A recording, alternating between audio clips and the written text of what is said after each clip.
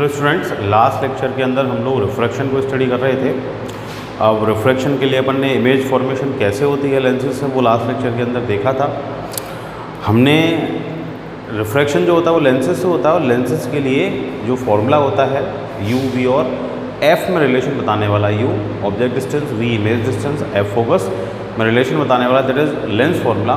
उसको अपने 10th class में पढ़ा था, ड्राइव नहीं किया था, तो यहाँ अपन उसको ड्राइव करेंगे। तो अपना जो नेक्स्ट टॉपिक है that is the lens formula. ठीक है, और लेंस फॉर्मूला अपन ने पढ़ा तो है पहले, क्या है, 1/f equal to 1/v minus 1/u। अब अपन को ये ड्राइव करना है, अपन को ये प्रूव करना है। ठीक है, तो लेट अपने पास एक कॉन्वेक्स लेंस में ले लेता हूँ। ठीक है, ये अपना एक कॉन्वेक्स लेंस है। ठीक है, ये कॉन्वेक्स लेंस हो गया, ये कॉन्वेक्स लेंस हो गया L1 L2। ठीक है, ये लेट इसका प्रिंसिपल एक्सिस हो गया। ठीक है, ऑप्टिकल सेंटर हो और ये हो गया प्रिंसिपल एक्सिस। ठीक है, अब क्या हुआ कि लेट अपना ये जो लेंस है, अच्छा इसमें फोकस होंगे दोनों side. Let A F1 primary focus, twice of primary focus, this is secondary focus and this is twice of secondary focus. ठीक है, लेट मेरे पास ऑब्जेक्ट है और जो ऑब्जेक्ट है वो लेट यहाँ रखा हुआ है 2F1 पे। ठीक है, ये 2F1 पे मैंने इस ऑब्जेक्ट को प्लेस कर दिया। मेरा ऑब्जेक्ट है AB। ठीक है, ऑब्जेक्ट है, ऑब्जेक्ट का इस ऑप्टिकल सेंटर से जो डिस्टेंस होगा, इस लेंस से जो डिस्टेंस होगा, ऑब्जेक्ट डिस्टेंस, उसको U से डिनोट कर सकता हूँ मैं। ठीक है, U लिख सकता हूँ, उसको U ही होगा। अच्छा, साइन कन्वेंशन अगर मैं यूज़ करूँ तो ये किधर है, लेंस के लेफ्ट साइड में, मतलब माइनस एक्स एक्सिस पे, तो इसको मैं क्या लिखूँगा, -U।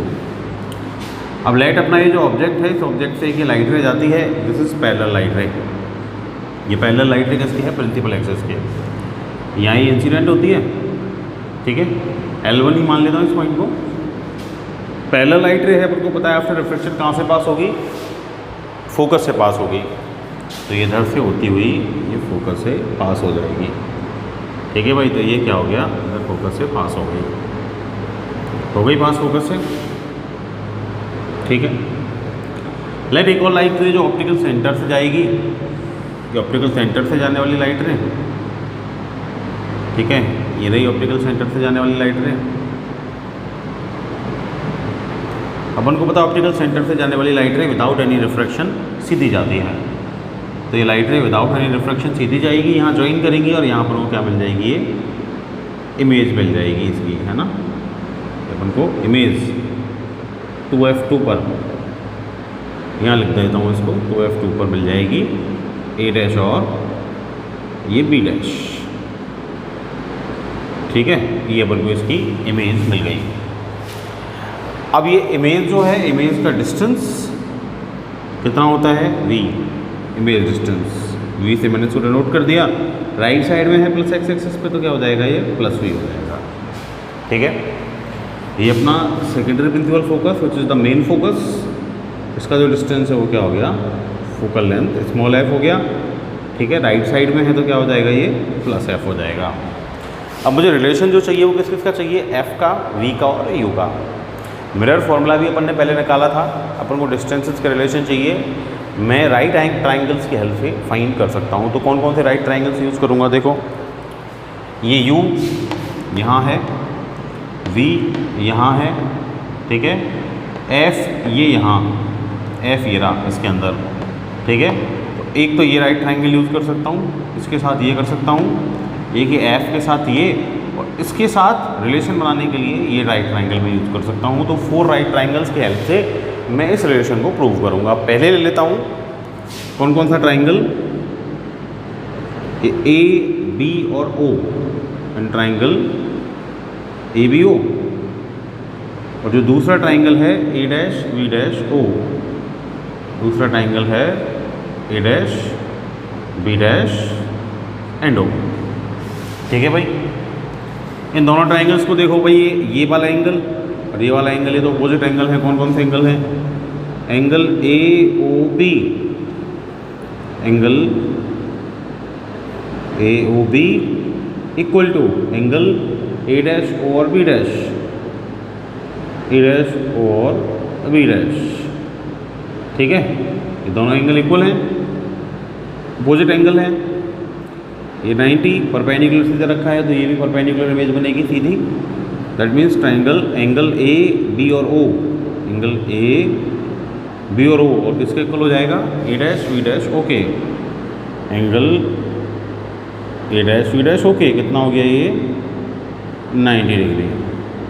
ठीक है, तो ये 90 डिग्री हो गया। दो एंगल इक्वल हो गए, थर्ड एंगल तो अपने आप ही इक्वल होगा। कौन सा रूल लग जाएगा? ट्रिपल ए रूल पढ़ा था ट्राइंगल्स की सिमिलैरिटी के लिए 10th क्लास में। तो अगर ये ट्राइंगल सिमिलर होंगे तो प्रपोजल आर्म्स इक्वल होंगी, means base upon base will be equal to height upon height. तो देखना इसकी हाइट कितनी है, ए बी, इसकी हाइट कितनी है, A dash B dash. That means height इसकी तो है ए बी, अपॉन इसकी हाइट कितनी है, ए डैश बी डैश। वो the triangles are equal, sorry similar. कौन कौन से? Triangle A B O and triangle A dash B dash O are similar. ठीक है, तो height upon height equal to base upon base. Base कितना हो गया? बी ओ, इसका बेस कितना हो गया? B dash O. ठीक है भाई, इक्वेशन फर्स्ट हो गई। फर्स्ट रिलेशन आ गया डिस्टेंसेस का। ऐसे ही दो ट्राइंगल और मैं ले सकता हूँ। एक तो ये L1OF2, ट्राइंगल L1OF2, और इसके साथ दूसरा ट्राइंगल ये ले सकता हूँ A dash B dash F2, A dash B dash F2। इन दोनों के अंदर अगर मैं देखूँ तो देखो ये और ये अपोजिट एंगल हो गए। कौन कौन से? एंगल L1F2O, L1F2O, इसके साथ A dash F2 B dash, A dash F2 B dash. कैसे हैं? अपोजिट एंगल हैं। ठीक है, इक्वल हैं दोनों।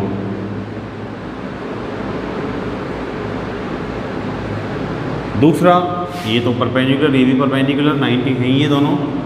कौन सा? L1OF2 और A dash B dash F2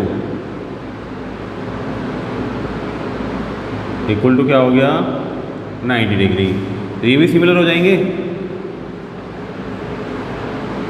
so triangle LOF2 and A dash B dash F2 are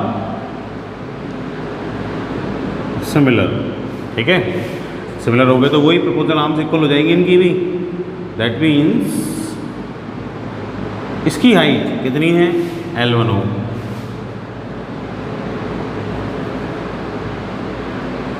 upon इसकी हाइट वही A डैश बी डैश। ठीक है, इक्वल टू इसका बेस OF2 अपॉन इसका base B dash F2, equal होंगे। ठीक है, अब देखो ये दोनों पैरेलल लाइंस, ये भी पैरेलल, रेक्टेंगल बन रहा है। रेक्टेंगल बन रहा है कौन सा? A B O और L1। कौन सा रेक्टेंगल है? A B O and L1। इस रेक्टेंगल में ये पैरेलल 90 डिग्री। तो ये जो डिस्टेंसेस हैं AB और L1 इक्वल हो जाएंगे। So AB must be equal to L1O, L1O, L1 है ये। ठीक है, तो अगर L1O AB के इक्वल है, दैट मीन्स इसको लिख सकता हूँ क्या मैं? AB upon A dash B dash equal to क्या हो जाएगा? OF2 upon B dash F2। Equation number क्या आ गई? सेकेंड। तो देख लो फर्स्ट और सेकेंड LHS दोनों की इक्वल है। कंपेयर कर दो दोनों को। Comparing equation 1 and 2।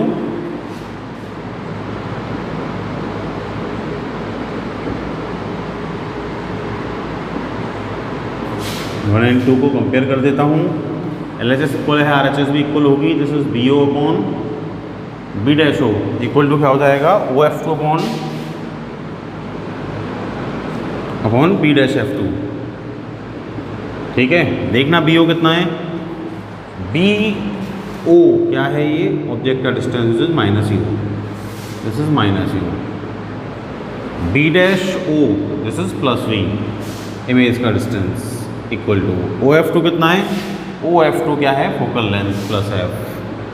ठीक है, B डैश F2 कहाँ है, ये B डैश F2 ये नोन नहीं है, पता नहीं है, लेकिन B डैश F2 को मैं क्या लिख सकता हूँ, B डैश O माइनस का OF2 लिख सकता हूँ क्या, B डैश F2 को लिख सकता हूँ V डैश O, ये कंप्लीट, इसमें से ये वाला डिस्टेंस माइनस कर दूँ OF2 तो बचा हुआ आ जाएगा B dash F2। That means this is minus U upon V equal to F upon B dash O कितना है, B डैश O कितना है V, minus OF2 is F, cross multiply कर दो, minus UV minus F equal to VF, minus का UV plus का UF और equal to क्या आ जाएगा VF आ जाएगा। ठीक है, तो ये क्या आ जाएगा मेरे पास, ये आ जाएगा मेरे पास UV equal to UF minus का VF, UVF से डिवाइड कर दो, इधर भी और इधर भी, UV से UV cancel out, 1 upon F, UF से UF cancel out, 1 upon V, VF से VF cancel out, 1 upon U, तो this relation is 1 upon F equal to 1 upon V minus का 1 upon U, which is the relation between F, V and U, और इसी को अपन क्या बोलते हैं, lens formula बोलते हैं। तो इसको अपन इस तरह प्रूव कर सकते हैं। ठीक है, अच्छा, इसी लेंस फॉर्मूला के साथ अपन ने फॉर्मूला ऑफ मैग्नीफिकेशन भी पढ़ा था।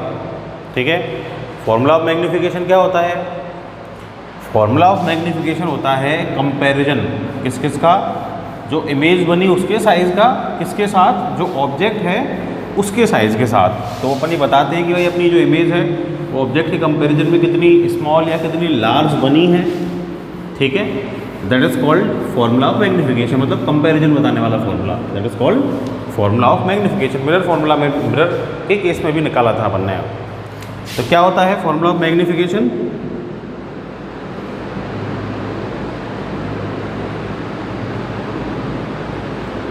M, स्मॉल m से नोट करते हैं, M होता है साइज ऑफ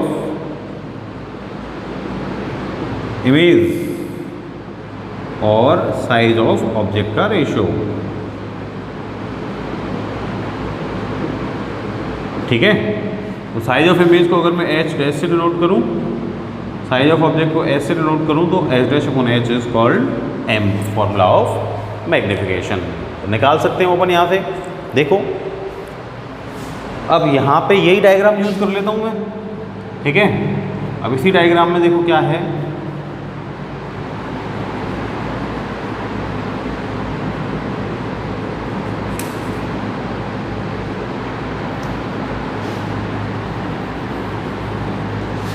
ये डायग्राम तो वही है, ये भी अपना ऑब्जेक्ट है। ठीक है, ये ऑब्जेक्ट का distance this is minus U, image का डिस्टेंस प्लस V। ठीक है, ये अपना ऑब्जेक्ट, ऑब्जेक्ट की हाइट लेट h है और अपनी ये इमेज, इमेज की हाइट जो है वो h डैश है। ठीक है, अब ये h तो प्रिंसिपल एक्सिस से ऊपर है तो साइन कन्वेंशन से प्लस h, ये h डैश प्रिंसिपल एक्सिस से नीचे है तो साइन कन्वेंशन से ये माइनस h हो जाएगी। ठीक है, अब देखो ये प्लस h और U इस ट्राइंगल में आ रहे हैं, माइनस h और V इस ट्राइंगल में आ रहे हैं, तो ये दो ट्राइंगल ले लेता हूँ, उन्हीं से काम चल जाएगा। तो कौन कौन से ट्राइंगल हैं, ABO, और दूसरा ट्राइंगल कौन सा है, A डैश, B डैश और O, A dash, B dash, O। ठीक है, तो देख लो भाई, ये दोनों तो अपोजिट एंगल हो गए, कौन कौन से, एंगल AOB और A डैश O और B dash. Angle AOB is equal to angle A dash O और B डैश। इसके साथ ये तो है ही परपेंडिकुलर इक्वल होंगे दोनों एंगल, तो angle A B O equal to angle A dash B dash O. ये 90 डिग्री हो गए, ये अपोजिट एंगल हो गए, है ना। थर्ड भी इक्वल हो जाएगा, triple A rule. Triple A rule के अकॉर्डिंग वही सिमिलर हो जाएंगे, triangle A B O and triangle A dash B dash O are similar. ठीक है, अब सिमिलर है तो कोई प्रपोजल आर्म्स इक्वल, इसकी height A B upon A dash B dash equal to इसका बेस बी ओ, इसका बेस बी डैश ओ। ठीक है भाई, ए बी कितना है, ए बी है प्लस एच, ए डैश बी डैश कितना है माइनस एच डैश। तो मुझे तो एच डैश कंपेयर करना है ना, उल्टा कर लो इसको, ऐसे लिख सकता हूँ इसको भाई, एक ही बात है, height upon height, A dash B dash upon A B और इसका base B dash O upon B O, उसका बेस है ना। ए डैश बी डैश क्या हो जाएगा, माइनस का H dash upon H, B dash O कितना हो गया प्लस का वी, और वी ओ कितना हो गया माइनस का यू। ठीक है, ये तो कैंसिल आउट हो जाएंगे, एच डैश अपॉन एच क्या आ गया, वी अपॉन यू आ जाएगा, और एच डैश अपॉन एच क्या होता है magnification. M formula of magnification is H dash upon H equal to V upon U हो जाएगा। ठीक है, तो मैग्नीफिकेशन फाइंड करने के लिए, इमेज का साइज फाइंड करने के लिए मैं ये फॉर्मूला यूज़ कर सकता हूँ। तो ये तो तब यूज़ कर सकता हूँ जो वी और यू की वैल्यू गिवन हो मुझे, ठीक है, या एच डैश और एच की वैल्यू गिवन हो। अगर मान लो वी या यू में से एक की वैल्यू गिवन ना होगी, वी एफ या यू एफ की वैल्यू गिवन हो, तो क्या करेंगे, तो उसके लिए अपन लेंस फॉर्मूला से निकाल सकते हैं फॉर्मूलाज। देखो कैसे,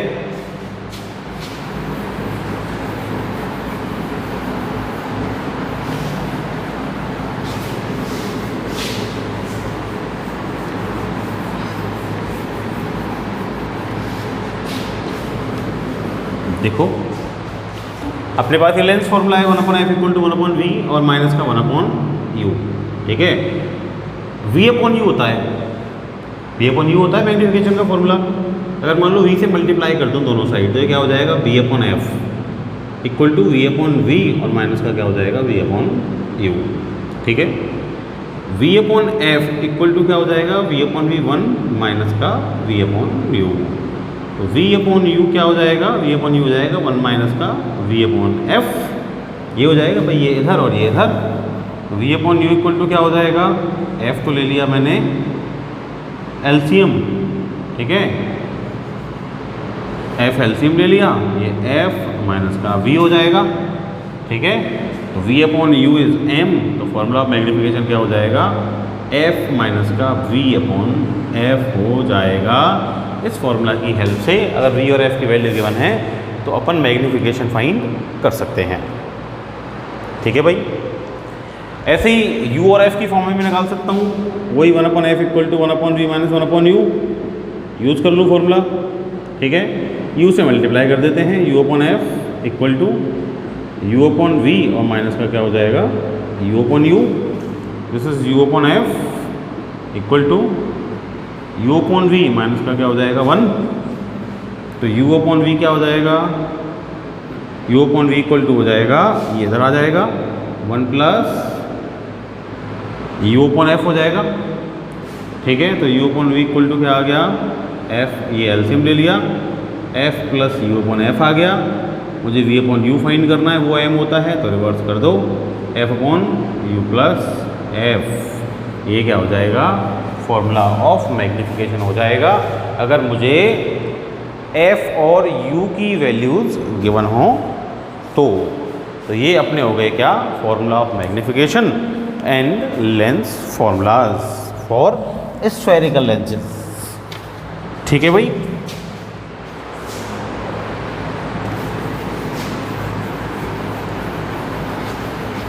अब अपने नेक्स्ट टॉपिक पर अपन मूव करते हैं, और रिफ्रैक्शन से रिलेटेड ही है अपना नेक्स्ट टॉपिक।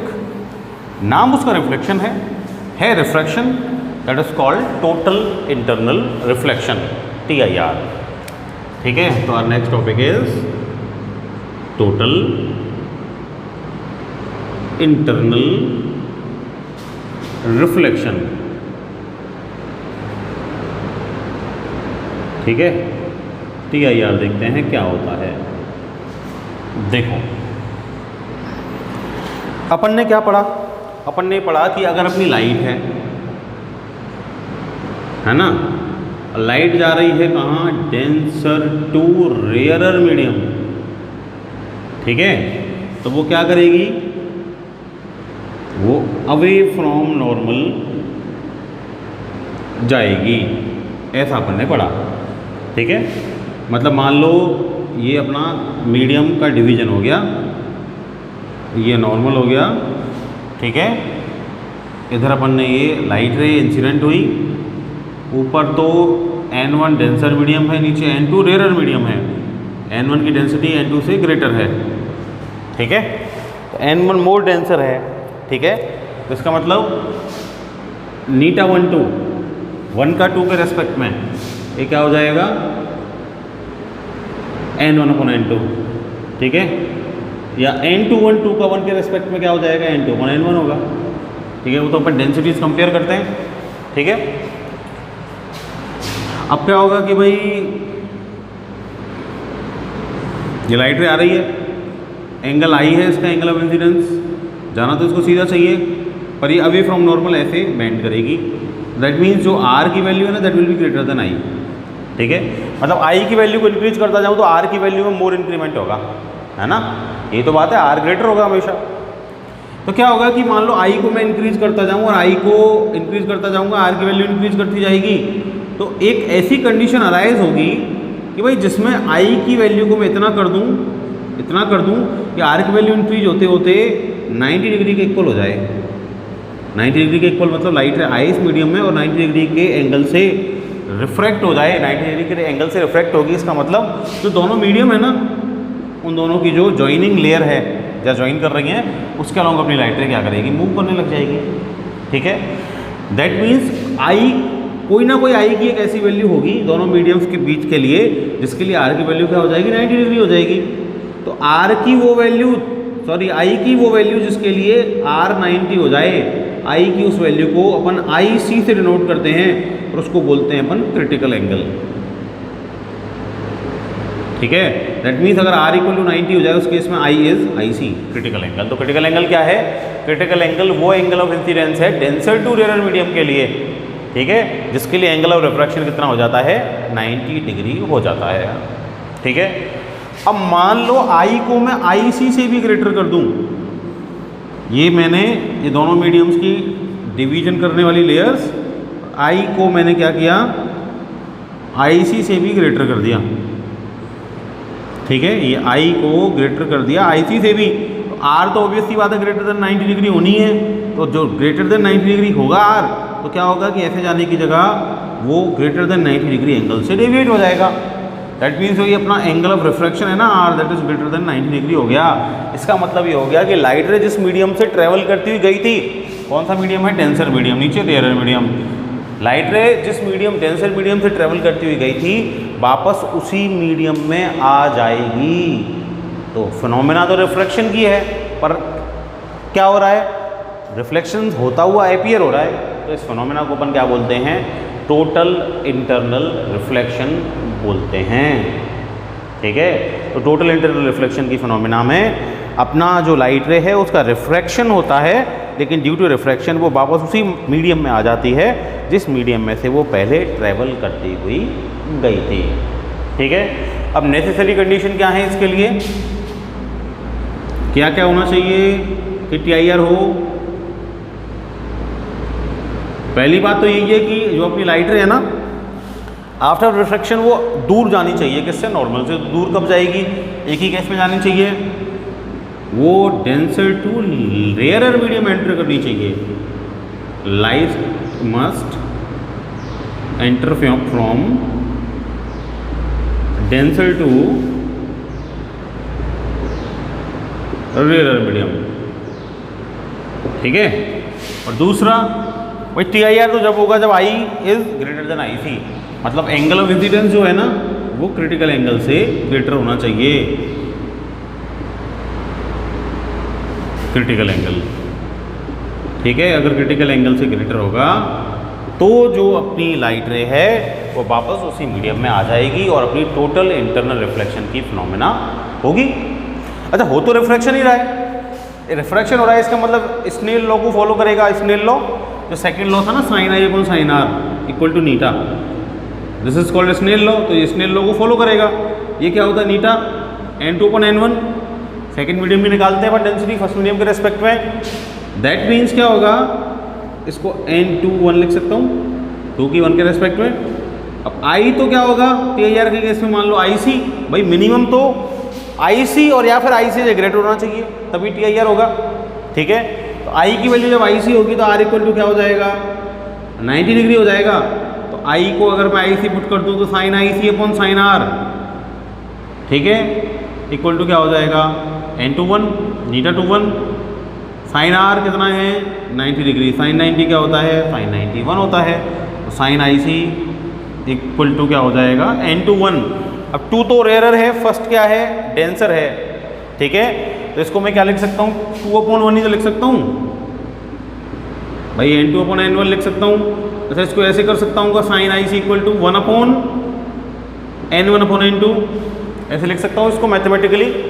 दैट मीन्स मैं n1 की डेंसिटी को कंपेयर कर रहा हूँ n2 के साथ, तो n1 ही मोर डेंसर है, ठीक है। तो रिफ्रैक्टिव इंडेक्स तो क्या होगा भाई 1 का निकलेगा 2 के रेस्पेक्ट में, क्योंकि वो मोर डेंसर है। तो n1 अपॉन n2 क्या हो जाएगा n12 नीटा हो जाएगा, तो sin IC इक्वल टू क्या हो जाएगा 1 अपॉन नीटा हो जाएगा। मतलब जब IC इक्वल टू IC है, ठीक है, मिनिमम कंडीशन है, इसके बाद TIR होगा, ठीक है। R इक्वल टू 90 से ग्रेटर तभी होगा जब I value greater than IC। तो इसका मतलब ये है कि भाई TIR होने के लिए हमेशा I IC से ग्रेटर होना चाहिए और मिनिमम कंडीशन इक्वल होना चाहिए। तो मिनिमम कंडीशन जब होगी TIR की तो उस केस में sin IC is equal to 1 upon नीटा और IC is equal to sine inverse 1 upon नीटा। तो अगर किसी मीडियम का नीटा अपन को पता हो, रिफ्रैक्टिव इंडेक्स अपन को पता हो, तो अपन उसके लिए क्रिटिकल एंगल फाइंड कर सकते हैं। इसका मतलब ये हो गया कि किसी भी मीडियम का जो क्रिटिकल एंगल है वो उस मीडियम के रिफ्रैक्टिव इंडेक्स पे डिपेंड करता है, डेंसिटी पे डिपेंड करता है। इसका मतलब ये हो गया कि भाई डिफरेंट मीडियम्स के लिए क्रिटिकल एंगल भी कैसा होता है, डिफरेंट होता है ना, डिफरेंट क्रिटिकल एंगल होगा। अच्छा, इसका एग्जाम्पल अपन ने TIR का कहाँ देखा है, TIR का एग्जाम्पल अपन मिराज की फॉर्म में देख सकते हैं। मिराज कोल्ड प्लेसेस पे भी बनता है और हॉट प्लेसेस पे भी, डेजर्ट्स में भी बनता है। कैसे बनता है देखो, पहले हॉट प्लेसेस के मिराज की बात करूं मैं, ठीक है। देखो मान लो कोई हॉट प्लेस है, डेजर्ट है कोई, है ना, ये ग्राउंड हो गया, है ना, ग्राउंड है ना, ये यहाँ कोई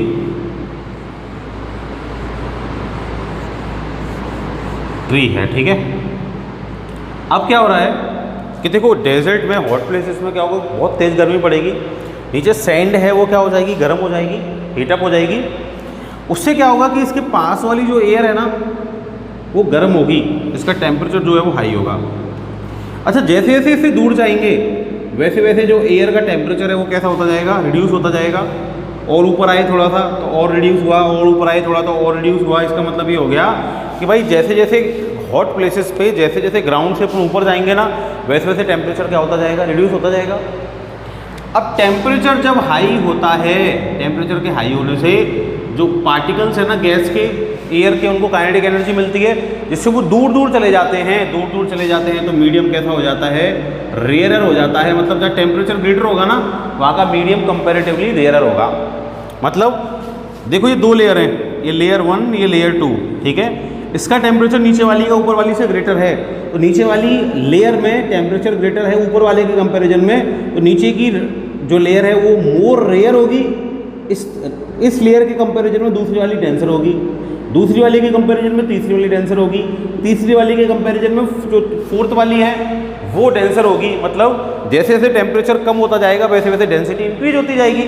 मतलब ये जो एयर की जो लेयर्स हैं, सबसे नीचे वाली रेयरेस्ट, फिर इसके कंपैरिजन में ये डेंसर, इसके कंपैरिजन में ये डेंसर, इसके कंपैरिजन में ये डेंसर, इसके कंपैरिजन में ये रेयर, इसके कंपैरिजन में ये रेयर, इसके कंपैरिजन में ये रेयर हो जाएगी। ठीक है, तब मान लो कोई लाइट रे यहाँ से चले, यहाँ से लाइट रे चली, ये आई। अब लाइट रे चली तो ये एयर की दो लेयर बन गई हैं, ये ऊपर वाली डेंसर, नीचे वाली रेयरर। ठीक है, लाइट रे डेंसर टू रेयरर मीडियम जा रही है तो क्या होगा कि भाई अवे फ्रॉम नॉर्मल बेंड करेगी, अवे फ्रॉम नॉर्मल ये बेंड कर जाएगी। ठीक है, फिर वापस डेंसर टू रेयरर, भाई ये डेंसर, इसके कंपैरिजन में ये रेयरर, वापस डेंसर टू रेयरर जाएगी तो आई मान लो अगर ग्रेटर देन आई सी हो जाए, भाई होते होते हर लेयर में एक कंडीशन ऐसी आएगी कि भाई आई की वैल्यू ग्रेटर देन आई सी हो जाएगी। होगा तो क्या होगा कि टी आई आर, ये लाइट रे इधर से ऐसे चली जाएगी, इसका मतलब यहाँ जो ऑब्जर्वर है उसकी आइज में यहाँ ये एंटर करेगी, यहाँ ये एंटर करेगी तो ऑब्जर्वर को तो लाइट रे स्ट्रेट पाथ से आती हुई अपीयर होगी।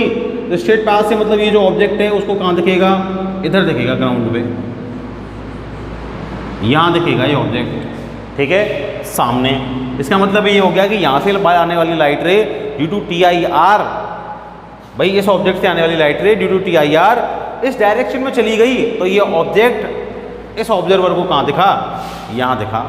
अब क्या होता है, हवा वगैरह चलती है, उससे कॉन्टीन्यूसली डेंसिटी चेंज होती है, कॉन्टीन्यूसली डेंसिटी चेंज होती है तो क्या होता है कि भाई ये अपन को हिलता हुआ अपीयर होता है ना, ऐसा लगता है अपन को कि वेव जनरेट हो रही है। तो हॉट प्लेसेस पर जब अपन दूर से देखते हैं तो ये जो ऑब्जेक्ट हैं इनकी इमेजेस जो अपन को यहाँ ग्राउंड पे दिखती हैं, ये अपन को ऐसा अपीयर होता है कि पानी भरा हुआ है, वाटर है वहाँ पे, वाटर है और वो वाटर के अंदर वो ड्यू टू एयर क्या होता है, वेव्स ही जनरेट होती हुई अपीयर होती हैं। तो अपन को ऐसा लगता है हॉट प्लेसेस पे जहाँ वाटर नहीं होता वहाँ भी वाटर अपीयर हो जाता है, दिखने लग जाता है दूर से। ठीक है, इसको अपन क्या बोलते हैं, मिराज बोलते हैं। ठीक है, तो जो मिराज का रीजन है वो क्या है, टोटल इंटरनल रिफ्लेक्शन है। कुछ और रीजन आपके नोट्स में गिवन है, वहाँ से आप उनको देख सकते हैं। ठीक है भाई, तो this was TIR, total internal reflection. That's all for today, thank you.